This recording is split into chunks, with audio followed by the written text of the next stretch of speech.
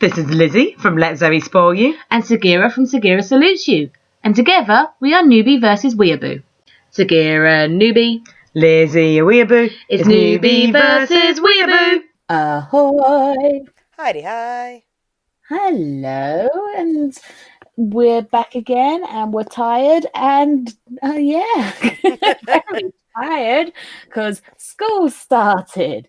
Whoop, whoop. Ooh, yeah, back at work. Loving it. It's so relaxing. Oh, yeah.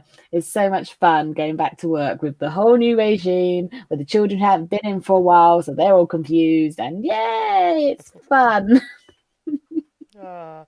Well, I suppose at least we're not dealing with a school that has parasites in it. That's true. Oh, you're jumping straight into a segue here. I saw one and I took it. That's right. We do not have an infestation of Parasyte, which just so happens to be what we are reviewing. And for this episode, we are just doing one because it's getting nearer the end, which means that there's more to talk about. And before we jump into the episode that we're currently on, I have a question about something that happened way back in episode 11. Oh, goodness. So remember how Miggy sensed that there was 3 parasites and then there was 5 parasites, and when they looked, it was the bus with the mayor on it and the campaign going on. Yeah. And they look up on the bus and there's 4 at the top and there's 2 down the bottom or something like that. Now, we think that Goto was the one that Miggy was looking at, yeah? Yes. That's how we think that that's how we think Shinichi knows who Goto is, from that interaction. Yeah. So how come Miggy didn't sense more inside Goto? Because surely they would have gone, oh wait, I can sense 8 on the top or whatever, but there's only 4 up there. I thought he said that he could sense about 8 of them. He could, but then he said there was like 6 on the top and 2 on the bottom. When you look, there was 6 on the top. Was Goto on the top? Well, he would have been, one of the ones on the top, because that's who Shinichi clocks Goto on. Wasn't there, and I just assumed. Well, that's the only way. That's the only place that I could think of that Shinichi would have seen Goto. But other than that, I don't know where they would have met. No. So unless there was so many, Miggy only sensed that many and couldn't sense that many in Goto, and maybe Goto hadn't got up to 5 by that point. That's what I was going to say. Possibly that Goto was only 1 parasite at the time or something, and they were slowly inserting parasites. Yeah. So I would assume that Goto hadn't fully parasited up. Because he was a work in progress, wasn't he? Yeah. So possibly he could have had 1 in, they just inserted another. And I mean, we don't know until they tell us how it happened. If they ever do tell us how the process went, then we're not going to know, are we? So, But yeah, it was just something that made me go, hold on. Wait a minute, this has been playing on me. But okay, yep, that's fine. If anyone else knows out there, give us a little tinkle in the comments. Okay, so we are up to episode 19, which is called In Cold Blood. Dun, dun, dun. Which is very apt for this, because it's actually one of the most disturbing ones I've watched so far, really. And I'll explain why in a minute. But the whole thing opens with where we left off, which is with Irigami, who is still staring at Shinichi. They got this guy in to come and see if he could tell which humans had parasites inside them, because he had this second sense of being able to see monsters and etc. Shinichi works out that Irigami is in fact human. He's not another parasite who can sense his own kind, but he is a person who can sense parasites, kind of like Murano and her name escapes me. Oh, Kana, thank you. I was like, oh yeah, okay. I haven't said her name in so long, but yes, and Kana. So he's kind of got that thing, but in a different way.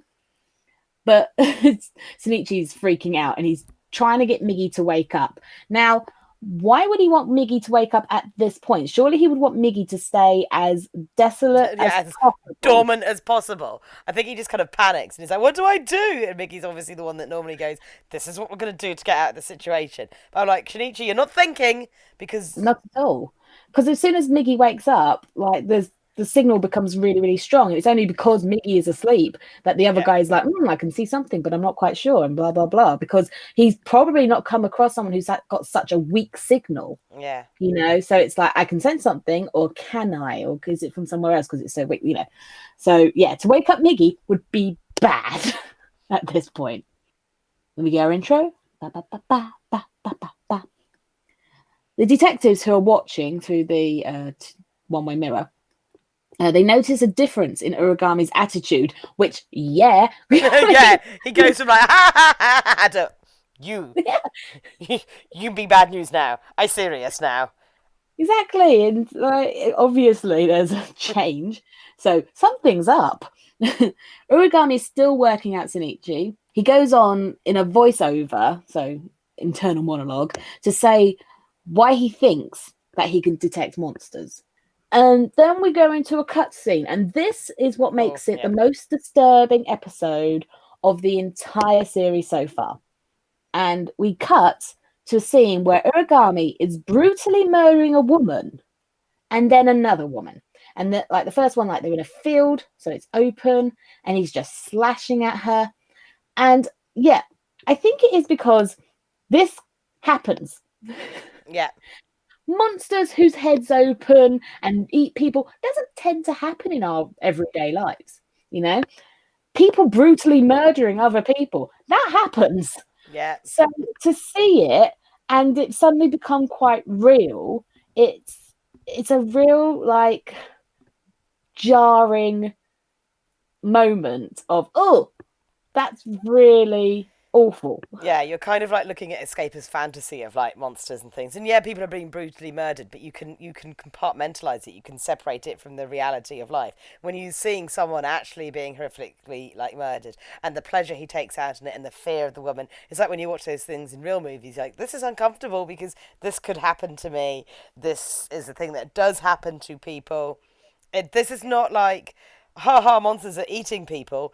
This is like, oh God, that woman's being brutally murdered for no apparent reason. Exactly. He takes so much joy, and it's that person is missing something in his personality that doesn't see why this is wrong. Like this moral thing of this young woman, you just taking her life like it's nothing. And yeah, and the way, like I say, like it's in an open field in daylight. Yeah. And he slashes and the blood, and it's really disturbing and horrible to see. But also, you can also see it as with the parasites, when they're killing and eating people, they're doing it for a reason. They're doing it because either they've been seen, so they're trying to survive and not get found out, or they're eating people for food to stay alive. He's just going around murdering people. He's just doing it because he enjoys it. And that is the other thing that makes it so different and awful. Yeah. And just one character, like, God. You're just like, oh, brutal. It comes down to like one of my favourite themes in any kind of movie or TV show is like the whole idea of who is the biggest monster. And the fact is, we've been told that parasites are monsters, but parasites are actually no different from, like, you know, lions in their habitats that, like, you know, eat for like food and eat for like, because it's instinct and it's survival of the fittest. And you don't go around calling lions monsters because they've eaten someone like on a safari trip. You go, well, that was obviously a hungry pack of lions and the people shouldn't have gotten out of the bus at this point of the safari trip. But because parasites wear human faces, they're like, well, you're a monster. And it's like, well, actually, other monsters wear human faces and they just exist within us. This is someone that's not doing it for survival, for instinct, or for food. It's doing it to fulfill a need and an aspect of them that is missing. Exactly. Also, if we think way back to the first episode, there was a man on top of a woman laughing up at the sky. Was that him? Can you remember? It was like way back in one of the first episodes. There was like a guy just straddled across a dead woman, just looking up at the sky in the rain, laughing. And I now think, yeah, that must have been Uragami, because you think it's a parasite because, you know, we're watching Parasyte. We've just seen these murders happen, people dying, and all. Oh, look, it's just another parasite murder. But he wasn't a parasite, if you know what I mean. Like, he hadn't transformed or anything. He was just a guy, and also he was laughing. That was the other thing. He had a personality. Now, so he's been introduced way before we even knew about him. Yeah, we just clever. assumed We just assumed that he was just another parasite. We didn't associate, oh, wait, he's smiling, so he can't be a parasite. Yeah, so that foreshadowing is really clever because it was so long ago. Yeah. Yeah, that was really good. And also, it was only after I saw this, I was like, oh, yeah, I remember that now. We did talk about it. We see these scenes of him brutally killing people. And he says, it's a unique ability to tell your kind apart from others. So one monster can tell another monster apart. I mean, parasites do that anyway, because that's how they communicate, by sensing each other. But he's not a parasite, but yet he can still sense them because they have the same sort of murderous intent, as they keep going on about. And it was saying that, like, remember when Ryoko was facing off against the other parasites and was saying that the most overriding feeling that they give off is not like, you know, welcome or recognition. It's like, it's that bloodlust, it's that instinct to want to kill. And she was like, yeah, that murderous intent is our strongest connection. And obviously someone who is brutally murdering people can sense others with murderous intent. So it's not so much that he's sensing parasites. He can tell that people have murderous intent and want to kill people and get something out of killing people. It just so happens that this comes off parasites rather strongly, since that's that kind of overruling, we want to eat people, is that overruling kind of wavelength. And he's picked up on this, which is why he's a bit unsure of, obviously, Shinichi, because he's like, I'm picking up the I want to, like, survive and I've killed, but he's not picking it up from Shinichi. It's the very weak signal of Miggy. So he's a bit like, wait a minute. Yeah, and it's like an aura thing, isn't it? It's like this energy that you're, like you say, the wavelength that you're giving off. He says how he could just stand somewhere and watch as he sees parasites in human form. And we see, like, a parasite taking off a young woman somewhere. It's always the young women, they're so naive. Stop, ladies. Stranger danger. He kept his distance and he was interested in how they killed, but he didn't see it as any different from what he did. So he's like, yeah, it is different. I will just explain how it's different. They're surviving. Maybe he needs to kill to survive because otherwise he's bored. I mean, I don't know. Yeah. I don't know how a murderer's mind works, luckily. Generally, they kill to fulfill a need that they feel like they're not getting. I mean, I just literally watched the Zodiac movie recently, and he was killing because the voices screamed at him, and when he's most calm when he's in a bloody rage, because the whole rest of the world, like, fades out of existence, and there's only, like, the blood pumping on your ears and the viciousness of the situation, so it calms him. This is it. Like, I've seen so many crime shows or documentaries and stuff about this kind of thing, but it's in some ways it's similar for each person, but in other ways it's so different for each person of why they do it. So you can't just put a pin in it and say this is why people kill. It's such a complicated thing. But it's that nature versus nurture. Are people born with some genetic mishap that they need to have a fulfillment, or is it the environment they're born in that means that they develop in a way that stops them from, like, getting what they need, or being really, like, you know, aggressive towards other people because of, like, how they were treated in their early years. So he decides, because he wants to find out how they kill, he goes down to that feeding area, the car park where we were earlier, and he starts looking at the corpses. But of course, this is where he gets called, and they're like, "You're nicked." And he's like, "It wasn't me." It's like, well, karma. Curiosity got the better of you, and you're nicked. So doesn't matter if you did it or not. The fact is, you've done it before. And you are just happily staring at a corpse without any intention of, like, going, help, I found a corpse. You're like, ooh, this is interesting. I'm just going to look at this dead, like, body and this blood. Lovely. Yeah, exactly. So he got what he deserved, basically. Back in the present, Hirama, who's a detective, he notes that Shinichi is looking scared. He notes his fear. And Uragami says that he thinks he can see something inhuman in his eyes, but just as quickly it's gone again. So it's just that glimmer. It's kind of like the thing that Kana saw way back when she looked into Shinichi's eye and she could see Miggy's eye. Yeah. That kind of... They're sensing there is something else in there. Outside, Hirama tells Shinichi and his dad that they will stay in a hotel, because obviously they're not done with them yet. They have so much more. They will stay with them for a little longer, and the officer will escort them if they need to go home. So if they need to go back and get anything, then they can be escorted. Dad declines, obviously, because he doesn't want his life to be ruled by other people. He wants to be able to do what he wants. But Harama insists. Shinichi questions Harama about Ryoko's baby. And Harama says that they need to do more tests as he was being raised by a parasite. So they don't know yet if it's a real baby. They don't know yet if it's a human baby. Of course, Yes. it's a real baby. But if it's a human baby or if it's got parasites inside it, or they don't know, even though, I mean, Shinichi can't say anything, but he knows it's a baby, a human baby, because Miggy has already said that. There's no trace of parasite in there. That is 100% human. Exactly. But like I say, Shinichi can't say anything because otherwise they'll be like, oh, how do you know? He knows that it's a human baby, A, because of Ryoko, and B, because of Miggy, but he can't say, I've been chummy with Ryoko and she's told me herself, or, hey, this parasite in my hand, it knows everything. He can't do that. So he has to kind of stay quiet, and this poor baby's been tested on, and it really doesn't need to be tested on.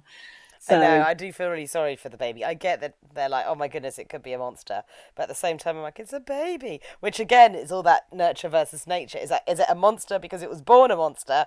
Or actually, if it was raised a different way, would it still turn out to be what it is? And I also think about another thing. Is that, okay, so two parasites mated and had a human baby. Does that mean parasites cannot reproduce? Which means that the ones that exist, we don't know their lifespans. Do they, will they just die out? Do they have a right to exist alongside us despite eating us? Is there should, when we know that they've got a small lifespan, or just a normal lifespan, there's not going to be any more of them if they can't reproduce, unless we work out what reproduces the little wiggly worms or snakes that makes them. Because we still don't know where those come from. That is true. But at the moment, it seems like there's so many of them that it's the present time that we need to worry about, because they're everywhere, like a parasite. Shinichi asks if it's normal, because he knows it's normal. They say he will be cared for. However, if Shinichi says he was related to Ryoko, he could look after it. Now, obviously, this is the detective trying to be like, how much do you care for this baby? Are you willing to sacrifice your secret for us? Because they know something's up with Shinichi. That's why they've got him hanging around. But obviously, he's pretending to joke, like, you can have it if you're related. And this surprises Shinichi, obviously, because, like I say, it kind of alludes to the fact that he has something to do with the parasites. But then Hirorama says, I'm only joking. Yeah. Phew. Don't worry about how shocked and surprised I am. But he thinks of Uragami seeing something within Shinichi. So, he's suspicious already. And he's got Uragami telling him that he can sense something. And it's like, you know what? It's really hard because he can see that Shinichi is a good kid. He can see that he's helped them a lot and he's given them a lot of information. But it's that slight trust thing, isn't it? Of, I don't know if you're going out and killing people because I don't know in what way you are a parasite. Yeah. They don't know that it's just his hand. It could be his head. It could be anything. He just could be a really evolved parasite. They don't know. So very hard for them because they don't want to lose him as a resource, but they can't completely trust him. In the hotel, Dad takes a bath. Shinichi thinks, why not? Shinichi thinks of the weird guy. Weird guy. Yeah, that's one word for him. Though he has met monsters, this guy was something else. So, as we were saying, there's a difference between a monster and a monster. Yeah. Miggy appears and notices Shinichi's spirit is exhausted. Yeah, he's just had gone through the ringer, He's very stressed out. Mentally, emotionally. He's like, oh, yeah, I'm not surprised that his spirit probably wants to leave his body at this point and let him have some rest. Shinichi tells Miggy about the guy, and he concludes that he must be a killer because that's why he makes him so uncomfortable and why he's in orange get-up and with the police. Handcuffed to a table, Shinichi is confused. And what he's confused about is that this human scares him, but Ryoko, who was a flesh-eating parasite, saved him, healing the hole in his heart. So it's like, how much of a monster was Ryoko in the end? Yeah. Because actually she evolved into a mother, basically, and she learned how to care and she learned how to look after. And I feel like because of the journey that she had with Shinichi, she kind of felt a bit motherly towards him as well, That's why she wanted him to have the baby, because she trusted him the most. That's why she didn't kill him when she could have, because she needed him. Yeah. You know, so they ended up having this really lovely relationship, which we didn't get to explore much of because she got rained down with bullets. And again, it's like, there's so many kind of like layers to this. Like, as you're piecing the puzzles, like, if she can evolve and change and learn to coexist and actually raise a healthy, happy human baby, it means that all that sentience and that consciousness to want to survive and coexist is a trait that other parasites can develop if they were given time to form connections, given space and understanding. And that means that they're not straight up monsters. They're just another animal, another existence that they kind of are coming to terms with. But what does that say about, like, humanity? Like, should they be going out killing the parasites and just trying to wipe out another race? Or should they be trying to actually understand them and kind of learn from them? And then you've got people like Origami who's just like, yeah, I murder people because it's funny and it makes me feel good. And it's like, well, actually, that's far worse, because at the beginning, the parasites had no choice to kill. They needed to feed, and their, like, overriding instinct is to protect their survival. Mickey says it's all about my survival. And that's instinct. That's like, they hadn't learned how to access humanity. But at this point where they're able to get to positions such as the mayor, and they're learning about human society. And the thing is, the more they learn about the society, the more they interact with the society, the more actually they start fitting in, and they're choosing to not murder everyone in sight. They're choosing to try and find a way to survive. And Ryoko was choosing not to eat everyone she met because she wanted some other nutrients so that she could be a good mother. Yet Origami chooses to kill people because he wants to. Yeah, and also Ryoko had that want to learn. The other parasites seem to have this attitude of, I kill, therefore I am. You know, it's like, I have this, like she said, they have a mission, which is, that comes in their head, it tells them to eat, and that's what they have to do, this directive.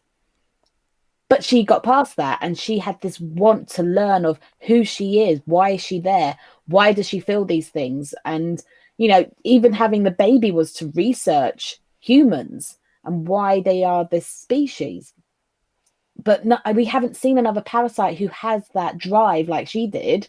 You have to convince them to want to do that, you know, and that's half the battle. Yeah. Is because if something doesn't want to do something, how are you going to get it to do it, you know? Yeah. And also the other parasites wanted to kill her because her way of thinking was a threat. But it's the age-old, like, representation of anything in society, from race to sexuality to ethnicity, of the something that's different is the thing that's wrong, when actually the something that's different is what makes things unique. And actually you can learn a lot. And if more of you chose to be unique, you could learn so much more, rather than being like, this is the role I've been given and I'm not going to change from that, which is also a little bit of a commentary on the hegemonic nature of Japanese society, of like, you must all live one way and stay that way, and don't try and be unique or different because it's not good for the overall core mentality. So there's layers to it. It's also that acceptance as well of, like, she accepted that she was now human in a way, you know, because she started eating human food to give her nutrients. She started to accept that this is how she could live. She started to choose their way of life. So she accepted, I am now human. I am no longer a parasite. I don't need to do what the parasites are doing. I don't need to follow this directive. I can choose my own path. I mean, ultimately that was her end, but because everyone was in for her. Yep. But it's just such a shame that she got, I feel like with every character, you start to get something out of them. They start becoming interesting and learning, and then they're gone.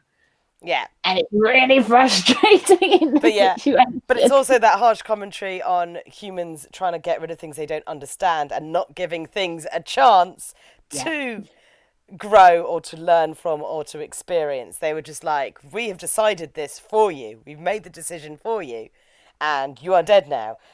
So Miggy still doesn't understand why Ryoko acted the way she did. Although Miggy is quite developed, he wasn't as developed as Ryoko was. Miggy thinks back to her words of, we are two halves of the same whole. We and humanity are of one family. So he's trying to wrap his head around what she meant by that. And I think it will click for Miggy. I think Miggy will get it eventually. He needs to just marinate for a little while. We are now in a conference room, and it's in the police station. And they are talking of how the government has approved their operation due to the killings by Parasyte. So it's like the government's going, it's gone too far. Do what you need to do. Yep. We've lost too many people. It's starting to become a problem. It's time to step in properly. Yeah. Yes. Do your thing. However, there are still many grey areas. Yamagishi is sat opposite Hirama, and he will be leading the frontline forces during the operation. So he's the go guy. He's the let's take him down guy. Whereas Hirama is the thoughtful, tactical guy of what's going on, who are they, how are they weak, etc. And then he explains it. Hirama's job is to oversee the support functions of the operation, and Yamagishi will be identifying and eliminating the enemy. So they're going full in now. It's not going to be a secret anymore. We are out to get you, parasites. Hirama thinks of Uragami and that he's a good asset to them, and they should reassess incorporating him into the core strategy. So it's not like we've used him, now he can go back to prison or wherever he's meant to be. It's we've used him, he's clearly useful because he hasn't let us down yet. Let's use him again. Especially since Hirama already has suspicions of Shinichi, and it was Shinichi that he changed his attitude towards. So it's like, okay, there's something about this guy. He's telling the truth. Yeah. He can sense monsters. That's like keeping your enemies close, isn't it? But it's also the idea of like in their human thinking is that they're using a monster to catch monsters. But actually, what does that say about you and your humanity if you are willing to work with and use someone for your own benefit, knowing that that someone is also a monster, horrific person to get in bed with? I know you say better the devil you know, but still. Grey area. As he was saying. Yamagishi doesn't think they can trust a killer. Fair enough. Not gonna lie. I'd have those reservations as well.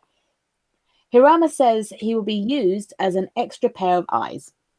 Yamagishi thinks Hirama is giving these monsters too much humanity, and he says, this isn't a manhunt, this is a pest extermination, which is one of the best lines so far. Yep. I think that is actually what's going on here. But again, it's that thing of they have humanity, like they're starting to evolve, they're starting to understand humans, and yes, there's more often than not they're going out killing human people to eat, etc. But I just wish, he saw it in Ryoko. He saw it. He was there watching her protect this baby and giving it to Shinichi, and she wasn't hurting Shinichi. If they didn't care, she would have just let that baby die. I know, but they still just see a monster because that's how humanity works a lot of the time. We go over to the mayor's office where Hirakawa and Goto are talking, doing that not looking at each other thing. No one makes eye contact because we haven't worked out how to use eyes yet, which is why we all tell a parasite just by the way they stare deadpan at things. Well, they say that they haven't heard from the team, including Ryoko, for a while. They are dead. I like how they haven't even bothered to go out and look or anything. They're just like, we haven't seen them for a while. They say how 4 bodies were found, but were collected by the special agency, and the identities haven't been revealed yet. But they have an idea. It's like they know what's going on, but they don't want to fully say it out loud. Yeah. It feels like. It's like we're not going to assume what's happened. We're just going to state fact. Goto predicts everything that had happened. He was like, well, I think that Ryoko got killed and this and that. And he basically states everything that has just happened. So Goto is pretty on it. And Hirakawa concludes that there must be an agency after them, therefore they are now being taken seriously. So they must have been wanted to be caught or something, because the fact that the agents, they're saying we're being taken seriously now. They're starting to think that they have a right to exist and coexist because they've got sentient thought, they're organised, they are proving that they are living by human rules of how you be a society and how you gain rights. You have rights if you can be sentient, can prove that you can make your own decisions, can organise. They've risen to a place of power, so they've obviously got intelligence. They're like, right, we can now be taken seriously as a life form. That humans are going to have to realise that we have a right to existence, but how are they going to go on from that? But that doesn't make sense, because you're saying like they can make their own decisions, but they're living by a directive, so they haven't really made their own choices because they're living by being told that they should kill. I suppose it's that instinctual directive that exists in nature, but even with that, they are also making the choice to live as humans. I mean, they could exist in parasite form all the time if they wanted to, but or as we've seen, as a dog or something, because in the very first episode there was a dog. Yeah, so these parasites are choosing to try and live as much of a human life as they can while fulfilling their directive that they need to eat. But also we saw with Ryoko that they can evolve past that one instinct and evolve into a newer form. And I think having people take them seriously means, okay, they have noticed us and acknowledged us as another rival species, say, but whether or not we're a rival species that has a right to coexist, or a rival species that has a right to dominate because we are the stronger, more durable species. And, Darwinism says whoever sits on the top of the food chain has the right to be the top of the food chain, basically, and rule over humanity. So they could be basically planning to be the next, no, we should have the right to rule over humans because we are top dogs. I mean, technically he is top dog at the moment. He's the mayor. Yeah, exactly. Off to the White House. The diet building. Yeah. Shinichi's off to school and he meets with Murano, who gives him the notes from past lessons. Then this just shows that she still cares about him. She loves him. He's back now because he cried. So their relationship is good again. In gym class, the coach goes on at Shinichi saying that he's never taken sports seriously and he needs to grow up hair. Basically. Shinichi's like, hold my drink. And he does a race and he runs, and everyone's obviously shocked because it's the fastest anyone's ever run ever. But he's like, yeah, I held back. I could have done faster. So he's not quite showing all his cards, but no, he's showing them. He ran at the speed of like an Olympian, but obviously he can run a hell of a lot faster than that if he really pushed it. Like he could have shaved another second off that time. But so it's enough for them to go, oh my goodness, he had that in him all along, but not enough for them to go, that's not humanly possible, is it? We then go to the locker room where the boys are teasing Shinichi of how he won't change in front of them. So one of them rips off his t-shirt and the giant scar, which, at this point, Shinichi's fine with them seeing, because it's like, if he overreacts, that's more suspicious than just going, yeah, look at my scar. Yeah. I mean, he could say anything happened, like, bear attack. I don't know. What's in Japan that could attack? I don't know. Loads of things. I mean, probably bears up in the north. There are bears definitely in Hokkaido, so you could have said he got attacked by a bear in Hokkaido. Exactly. There's wolves, Yeah, exactly. There's plenty of things that could have caused that scar. So better to just be like, yep, here's my scar, rather than don't look at me. No. It's shameful. Like, no. No, it was definitely the right reaction of like, he doesn't really want people to be like, oh my God, why are you scarred? Because people would be like, oh, that's weird. But at least he was like, it's a thing that happened. I do like the way that the scene is like taken. So instead of the boys going, oh my God, they're like, I'm so sorry. I shouldn't have done that to you. But that's a very Japanese thing, that like, because you're meant to respect each other. So yeah, a bit of boisterous teasing, but when you know that you've disrespected someone, you're far more subdued about it. Because I think if that happened in like, British like locker room or anything, everyone would be like, oh my God, what happened to you? It'd be like Riverdale when you got attacked by a bear, and all of a sudden it's like tiny little claw marks, and everyone's like, oh my God. These guys are like, oh no, that's your business. We didn't mean to pry. And the worst thing, we didn't mean to embarrass you, because you don't want to embarrass each other, because that's not very respectful either. No. Yeah, I wish that was here. we thrive on embarrassment. After school, Murano chops Shinichi in the head playfully. Now, really? No, that's a Japanese thing as well. Why? Yes, there's two things. When you're younger, you go up and you, especially, well, boys do it mostly. They do this thing where they make the guns with their fingers and they sneak up behind you and shove their fingers up your butt. That's very respectful. Don't want to embarrass each other. No, that's a kid thing, like a kid thing. But it's done between mates. This kind of like, ha ha, I made you jump. As you get older, your men kind of grow out of those like silly tendencies and stuff. But they can be a little bit more boisterous. But obviously, like, she was expecting him to stop her. So that whole like, chop, ha ha, it's me. It's kind of like a way to be affectionate with someone. But obviously, male to female touch in a public place, you can't kiss in public or anything. And a bit of hand holding or two is okay. But too much like, oh, cuteness is a bit like, no. So you playfully like smack each other as like signs of affection. So she went to be like, haha, chop, it's me, I'm being a cute girl. And mostly suspecting that he was going to do the usual like, haha, I've caught you. But He he didn't. it. So she was like, oh, I got him. Don't know what to do with that. Well, they have a chat about graduating and what a crazy year it's been. Hey, it must be 2020. I know, I was going to say. Hirama appears at the school, so it must be serious. Marana asks if they can leave. Like it's something to do with the parasite. She doesn't want to know. She just wants things to be normal, so she wants to get out of there. But before they leave, Hirama makes Shinichi pause as he tells him they will win. He feels something is missing and he would like Shinichi to help. Now, this upsets Murano completely. At this point, all the other students turn around because she's making a statement now. They're all watching this. And Murano says that everyone is trying to move on, but they're on edge and scared of what's going to happen next. Because every time there's something there about the parasite, they just remember this horrific thing that happened in the school. Yeah. And that's happening around them. And it's like, can we just be normal for a little bit? Don't come to the school to do this, because we're all starting to settle. And with someone appearing who's like official and police or whatever, that just reminds them that it's still happening. And they just don't want that anymore. It's like, that's fair enough. They've got enough on their plates with school and everything. They don't need the police harassing them as well. And she wants a boyfriend. She doesn't want someone who's been cut off by the police all the time.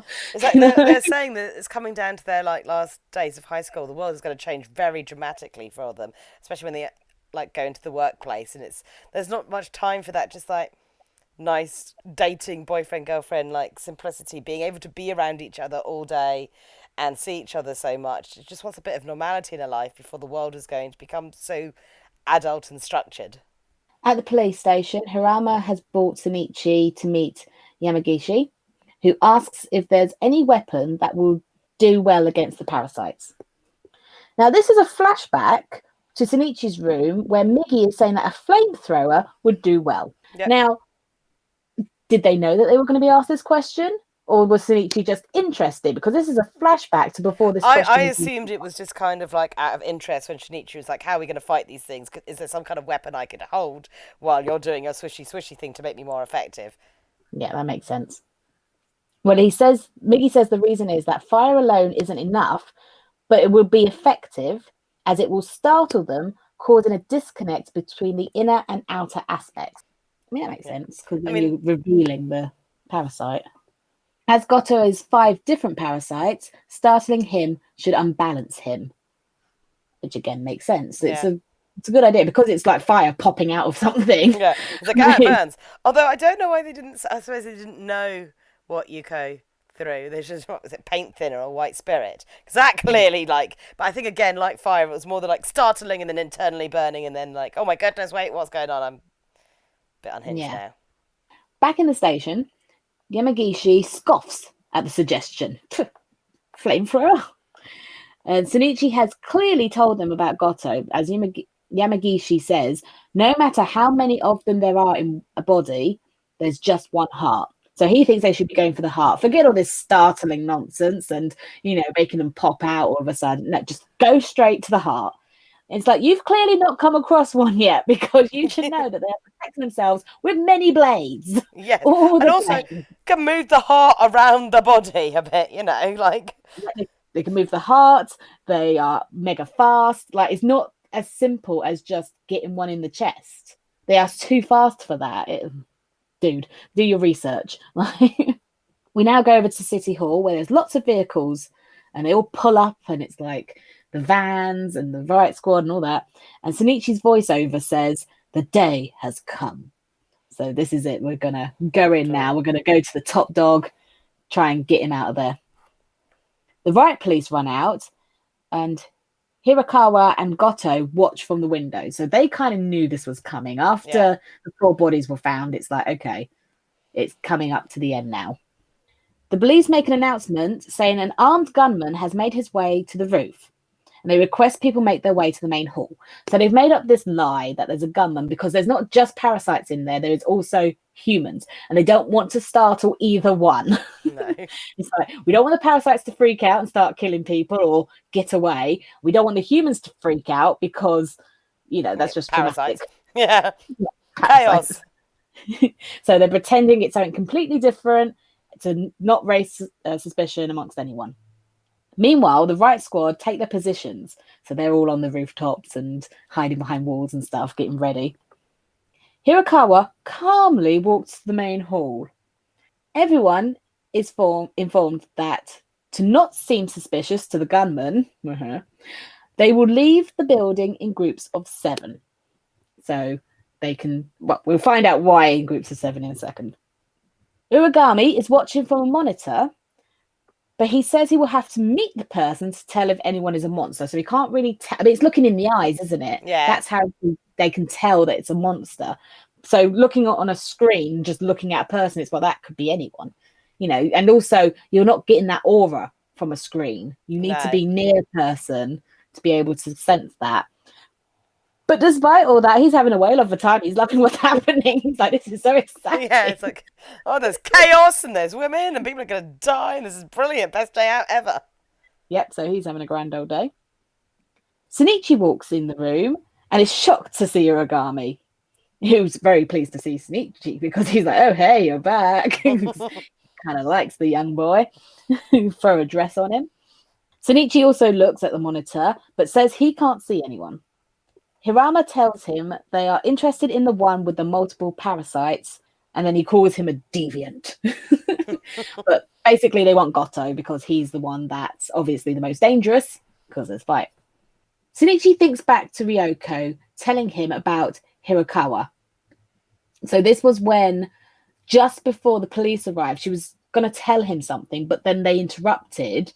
So he thinks that he must be the key to this, but he doesn't know in what way. So this made me think back to when Ryoko was talking to someone in the dark about parasites and they were saying, oh, the human race needs thinning out and all that. Was that Hirakawa who was talking in that meeting? It must be. Then who could it have been in the darkness? Maybe it was, yeah. I don't know, because if it was him, then he knows why parasites exist and he knows why this is happening. Yes, so it must have been, yeah. Because if he's the key in some way, then that's got to be something to do with it. I mean, we don't know exactly what because it's all very mysterious and cryptic and blah, but it's starting to come together. In the hall, they suggest the mayor to leave first, obviously. Get him out there. But he says to give the children an elderly priority. Out you go. Save the weak and young. Yep. Well done. That's so human of you. You're so lovely. Oh, clever followed boy. by the women. Followed by the women. Yep. It's like, yes, that is a very human thing to do. Yes, you're absolutely right there. So he's done a bit of his own research. Yep. So great. Just send them all out. As they leave, a scientist scans them from a van, and the scanner is removing all matter from the sensor image that doesn't contain any human DNA. But like it'll just leave a skeleton, basically. There's a bunch of skeletons walking by. And the first group is clean. They can't see anything abnormal about it. They're all good. The next 7 are also fine. So it's like, yeah, human. Sonichi whispers to Miggy, asking if he knows how many there are. Miggy says, though they are far away, he can tell there are several in there. So the riot squad are going to have a field day here. Yep. Now, the next 7 are scanned, and 1 is missing a skull. Like that woman's head is empty. Yes. So we know that the parasites take over the brain, or the whole head area because they eat what they take over. So clearly, this is a parasite. And Yamagishi says, so the first one is a woman. And then that's the end. Yeah. So I'm guessing that they're surprised. I mean, it sounds like he's surprised it's a woman. So they must have thought it was just men who were parasites. I think they've only really come across male corpses, but then obviously they've come across Ryoko. But then I think they're finding it interesting that, because obviously they said that, like, you know, women and children go first, and the fact that the parasites obeyed this and actually did send out a female parasite, so that parasite understands that it's in a female body. So it's showing like intelligence, but also like actual like knowledge of the human form, because he does say it in a like, oh, it's a woman, as if like wasn't expecting the first. Yeah. I think wasn't expecting the first one they found to be a woman, and they were like, oh no, they're actually coming out and they're doing this, but they haven't quite figured out that the parasites are also testing back. So yeah, so I haven't seen the next episode, but I'm very interested to see what they do with this parasite. I'm guessing, because you've seen it, so I'm guessing that they're not gonna all go in all guns blazing on this one parasite, because that'll give the game away. Oh, I can't believe you quickly. haven't seen the next episode. I know, I have to watch it before we do the podcast. So yes, well, I'll watch it, and we'll watch it this week, so it's not too long. But yes, it is very exciting. I'm very excited about the next one. And Next one's I'm not gonna say anything. No, don't say anything. But yes, it's very good. I'm really enjoying it. But yes, we will do the next one very soon. Ooh, yeah. So there's lots to talk about in this one. We didn't think there was, but there was. Yes. I was like, oh, it's just a lot of people talking in offices in this episode. No, and I was like, oh no, actually, we've debated the meaning of life and what it means to be a monster or human. Yeah. Yes, we do good talking. Yeah. We talk good. We talk good. I brain clever. I'm a teacher. So,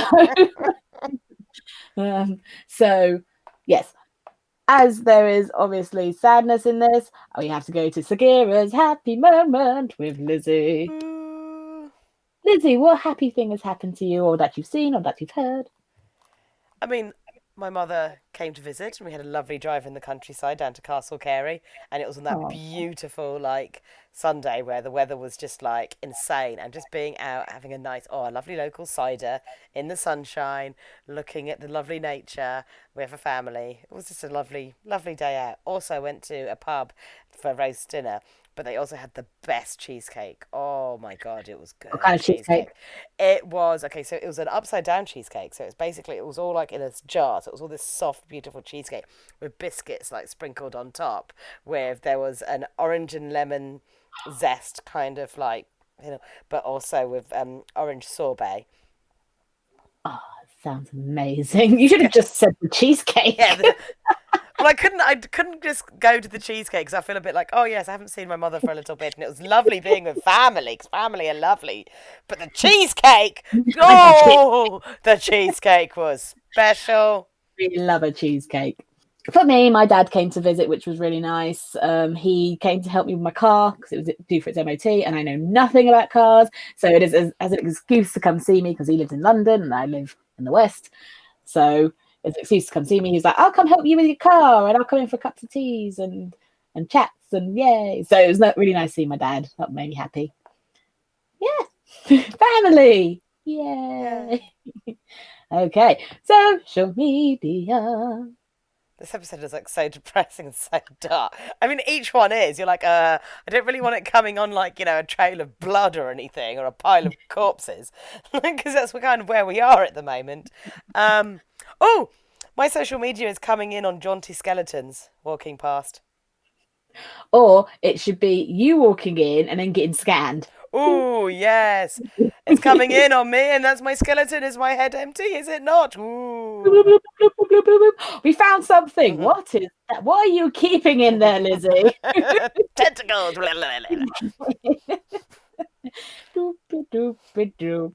Well, do you know what? I'm going to get scanned as well. Here I come. Doop-a-doop-a-doo. Yeah, get scanned. Sagira, what's inside your head? I think we all know what's inside I my was gonna head. go. I was just about to go meow, Meow. meow, Meow. meow. Doopy-doopy-doo. That's gonna be a fun one. Yeah. Yay! Okay. Say goodbye, Lizzie.